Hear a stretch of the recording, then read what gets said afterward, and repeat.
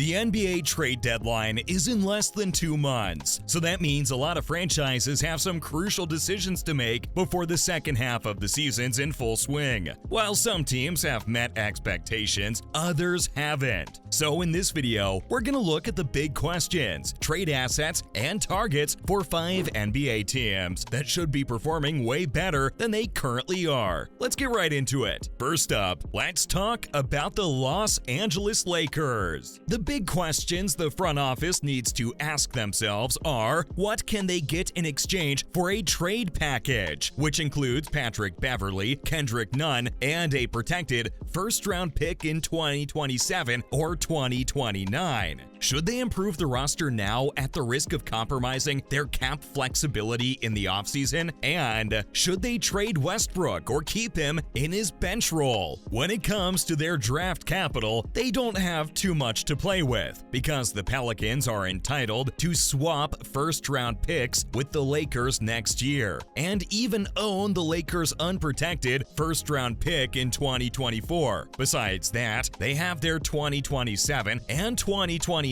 picks and a bunch of second-round picks, which they can use in trades. As for the players they should target, we have DeMar DeRozan, Nikola Vucevic, Bojan Bogdanovic, and Buddy Hield at the top of the list. DeMar and Nikola are great players, and both of them would fit really well alongside LeBron. If they can trade for even one of these guys, we believe LA is going to be way better in no time. If that doesn't work out, Bogey and Hield would also be great pickups. They're amazing shooters, and the Lakers are one of the worst teams in the league from beyond the arc, so they need to push for either one of them as well. Next up, we have the Dallas Mavericks. The Mavs need to ask themselves whether they can trade for a player that can help Luka out on the offensive end. Also, should they extend Christian Wood or let him walk? And what happens if he chooses to enter free agency? Will they be able to get their hands on a legitimate big man? The Mavs have a few second-round picks they can make available for trades, but that's pretty much it. They also have first-round picks, but they owe the Knicks a top 10 protected first in 2023, 2024, or 2025. So the earliest they can trade their first-round picks is 2 years after the Knicks pick is conveyed. But they have quite a few players with trade value, such as Spencer Dinwiddie, Dorian Finney-Smith, Reggie Bullock, and JaVale McGee. With those assets, we're sure the Mavs can strike a deal or two with some other teams in the association. The ideal targets for the Mavs are guys like OG Anunoby and John Collins. The only thing is that both players are really valuable, so it won't be easy for the Mavs to get their hands on them. If they can somehow put together a trade package with their existing assets and get any of them, we're sure Dallas won't be struggling just to have a winning record. Following that,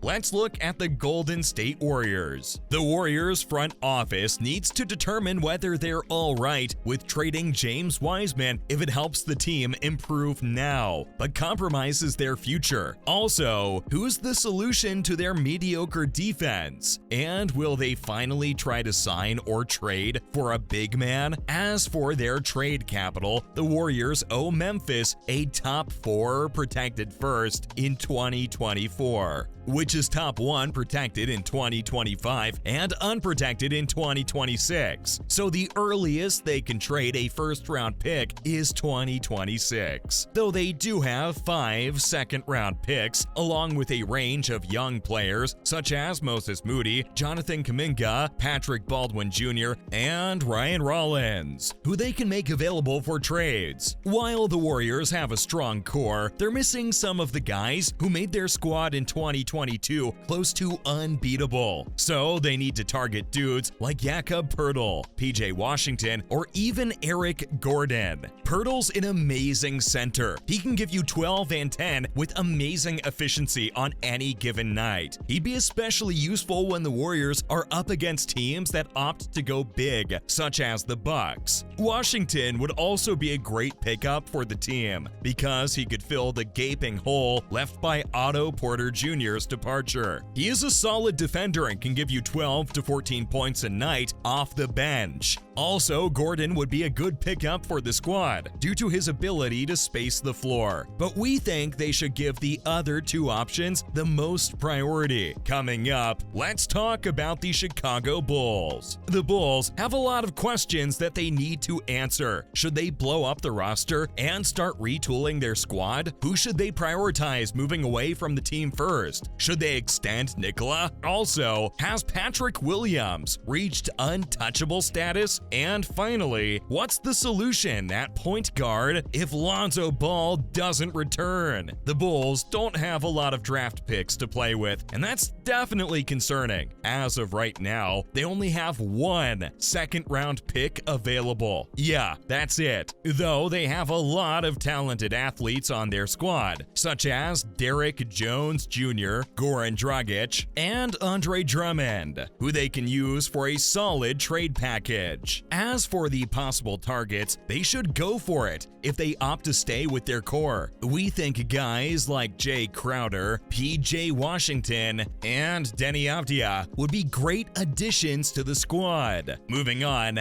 let's look at the Washington Wizards. The Wizards front office needs to determine whether their current roster has enough upside to make some noise in the East, and whether Avdija should be a long-term starter. Plus, are they okay with paying Porzingis near max money in the offseason? And what about the future of Kuzma, who's probably gonna decline his player option? Finally, can they trade Will Barton for more bench depth? Unfortunately, the Wizards don't have many draft picks as of now, but they have a lot of solid role players with which they can assemble some pretty attractive deals. The list includes guys like Kuzma, Barton, Rui Hachimura, Taj Gibson, Monte Morris, and Corey Kispert. We believe that Washington's gonna benefit big time from acquiring players like DeMar, John Collins, or even Alex Caruso. A trio of DeRozan, Bradley Beal, and Porzingis would be lethal, as the Wizards would have a pick-your-poison type offense. Also, DeRozan can easily give you 25 points per game, which would greatly help Bradley. John's an amazing finisher and rebounder, and he'd be a pretty good pairing alongside Beal and Kristaps too. Plus, the asking price will be lower for him. As for Caruso, while he's not as great as the other two guys, he's still pretty valuable on both ends of the floor and would be a useful addition. Now, we're gonna tell you about the most shocking trades in NBA history. Starting off, we have Kevin Garnett and Paul Pierce at number 5. Both players, along with Jason Terry, were sent to the Nets in exchange for a ton of first-round picks, with one of them being used by Boston to draft Jaylen Brown. At the time, some people thought the trade was crazy because the Nets seemed stacked on paper. They were already home to Deron Williams and Joe Johnson. Then they added KG and Pierce to the mix. But in the end, they had one of the most disappointing runs ever. Some also thought the trade made no sense because the Nets were basically trading away their entire future for a bunch of dudes who were way past their prime. Up next, we have James Harden being traded to the Rockets at 4. While KD, Russ, and Harden were still pretty young in 2012, they were a formidable team as they made it to the NBA Finals that year. Even though James still had 1 year left in his contract before becoming a free agent, OKC shocked the NBA world by sending over the then reigning 6th man of the year to the Rockets for a small return. They got a couple of role players and 3 draft picks, but keeping Harden would have benefited the franchise way more as he blossomed into a star the second he joined Houston. Following that, we have Paul George being traded to the Clippers at 3. Despite the fact that George gave OKC fans his guarantee that he aimed to end his career there, he wanted out of the franchise just 1 year into his contract extension. This news alone was pretty surprising, but everyone went wild when people discovered that he was being traded to the Clippers. The LA Clippers had just acquired Kawhi Leonard, and with the addition of George, they became instant contenders in the eyes of many. And since LeBron and Davis had just joined joined forces on the other LA team, everyone was salivating over the future clashes between both teams. Coming up, we have Dennis Rodman being traded to the Bulls at number 2. The Bulls-Pistons rivalry is one of the best in NBA history because both teams straight up hated each other in the late 80s and early 90s. Rodman was one of the key players for the Pistons during that time, so many fans were quite surprised when they found out that the Bulls wanted to trade for Dennis in 1995, once Jordan came back from his retirement. Luckily though, it all worked out in the end, as he helped the Bulls win 3 championships in a row. Finally, we have Wilt Chamberlain being traded to the Lakers at 1. By the time it was 1968, Wilt had established himself as one of the greatest players ever, winning 3 MVPs and even 1 championship. But once contract talks between Wilt and Philly stalled, they decided to send the star center over to Los Angeles, and they barely got anything in return. All Philly received was some cash and a few role players. The trade was unbelievable because he was the reigning MVP, yet the 76ers still let another team have him instead. That's a wrap for this video. Which team do you think is going to make the most changes before the trade deadline? Let us know in the comments below. As always, remember to give this video a big thumbs up and subscribe to our channel for more videos like this. See you in the next one.